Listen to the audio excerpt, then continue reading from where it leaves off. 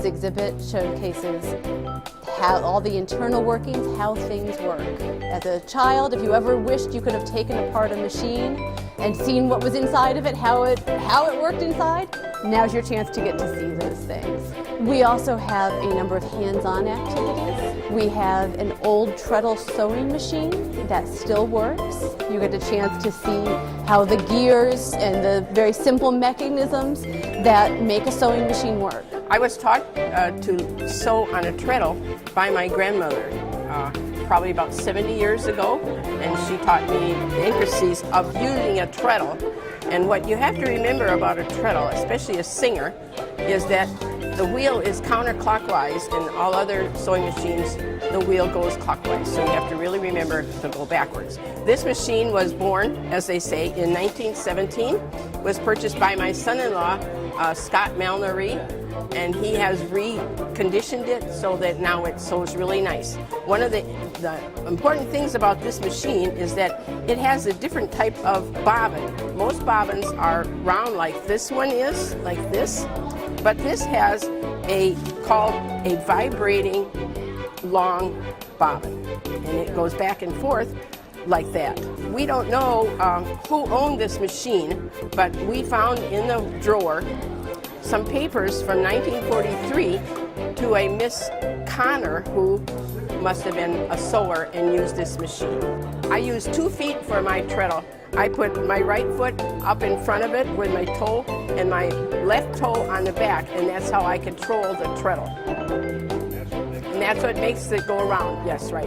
And the faster you sew on this, the longer the threads will be, or the stitches will be. You go slowly, they're kind of bunched up together. So you just have to remember that you need to make sure this wheel comes counterclockwise and not clockwise, because if you do, it'll break the thread to the bobbin.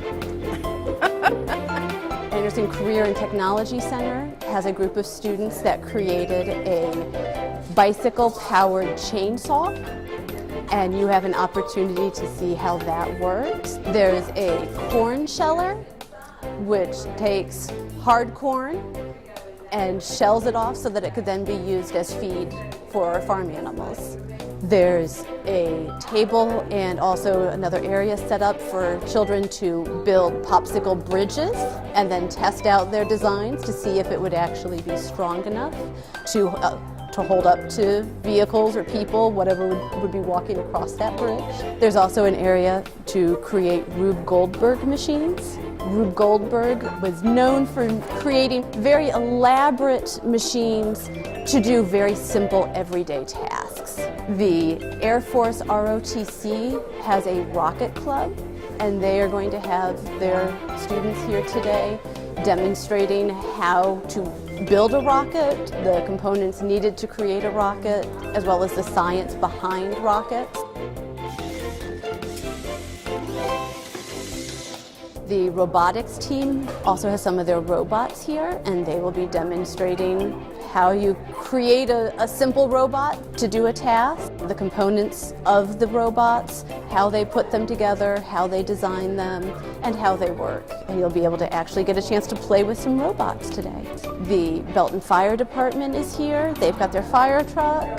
There is a dump truck, backloader. There are various large machines outside that you'll get a chance to be able to kind of look up close to the big trucks, big machines, and get a chance to see how they work as well. A 3D printer, thanks to Anderson School District 2.